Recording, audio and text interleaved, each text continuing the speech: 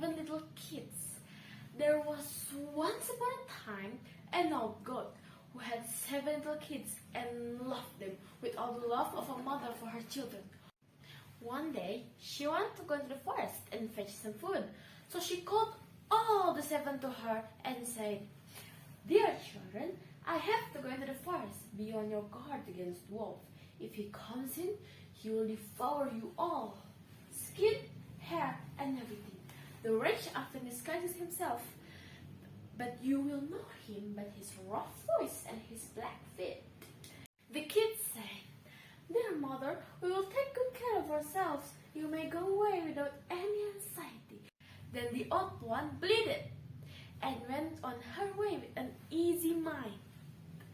It was not long before someone knocked at the house door and called, "Open the door, dear children. Your mother is here and has brought something back with her for each of you." But the little kids knew that it was the wolf by the rough voice and his black feet. "We will not open the door," cried they. "You are not our mother. You are the wolf." Then the wolf went on way to the shopkeeper and bought himself a great lump of chalk, ate this and made his voice soft with it. Then he come back, knocked at the door of the house and called, "Open the door, dear children. Your mother is here and has brought something back for each of you." But the wolf had laid his black paws against the window, and the children saw them and cried, "We will not open the door," cried them. "You are not our mother. You had a black paws." Then the wolf ran to a baker and said, "I have hurt my feet. Rub some dough over them for me." And when the baker had rubbed his feet over, he ran to the miller and said, "Strew some white meal over my feet for me." The miller thought to himself, the wolf wants to deceive someone, and refused. But the wolf said, "If you will not do it, I will devour you." Then the miller was afraid and made his paws white for him. Truly, this is the way of mankind. So now the wretch ran for the 3rd time to the house door, knocked at it and said, "Open the door, dear children. Your mother is here and has brought something back for each of you." The little kids cried, "First, show your paws. We may know if you are our dear little mother." Then he put his paws in through the window, and when the kids saw that they were white, they believed that all he said was true and opened up the door. Who should come in but the wolf?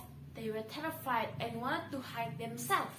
One sprang under the table, the second to the bed, the third into the stove, the fourth into the kitchen, the fifth into the cupboard, the sixth under the washing bowl, and the 7th into the clock case. But the wolf found them all and used no great ceremony. One after the other, he swallowed them down his throat. The youngest, who was in the clock case, was the only one he did not find. When the wolf had satisfied his appetite, he took himself off, laid himself under the tree in the garden meadow outside, and began to sleep. Soon afterwards, the old goat came home again from the forest. What a sight she saw there! The house door stood wide open. The table, chair, and bench were thrown down. The washing bowl lay broken to pieces, and the quilts and pillow were pulled off the bed. She sought her children, but they were nowhere to be found. She called them one after another by name, but no one answered. At last, when she came to the youngest, a soft voice cried, "Dear mother, I am in the clock case." She took the kid out, and it told her that the wolf had come and had eaten all the others. Then you may imagine how she wept over her poor children. At length, her grief she went out, and the youngest kid ran with her. When they came to the meadow, there lay the wolf by the tree and snored so loud that the branch shook. She looked at him on every side and saw that something was moving and struggling in his George belly.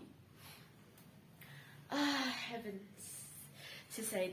Is it possible that my poor children whom he has swallowed down for his supper can be still alive? The last kid had to run home and fetch scissors and a needle and thread, and the goat cut open the monster's stomach. And hardly had she made one cut than one little kid thrust its head out, and when she cut further, all 6 sprang out, one after another, and were all still alive, and had suffered no injuries whatever, for in his greediness their mother had swallowed them down whole. What rejoicing there was! They embraced their dear mother, and jumped like a sailor at his wedding. The mother, however, said, "Now go and look for some big stone, and we will fill the weak beast's stomach with them while he sleeps." 7 kids dragged stone with all speed and put as many of them into his stomach as they could get in, and the mother sewed him up again in the great haste, so that he was not aware of anything and never once stirred. The wolf at lunch had had his fill of sleep. He got on his legs, and as the stone in his stomach made him very thirsty, he wanted to go to a well to drink, but when he began to walk and move about, the stone in his stomach knocked against each other and rattled. Then cried he, "What rumbles and tumbles against my poor bones? I thought it was 6 kids, but it feels like a big stone." And when he got to the well and stopped over the water to drink, the heavy stone made him fall in, and he had to drown miserably. When the 7 kids saw that, they came running to the spot and cried aloud, "The wolf is dead! The wolf is dead!" And danced for a joy round about the well with their mother. The end. Assalamualaikum warahmatullahi wabarakatuh.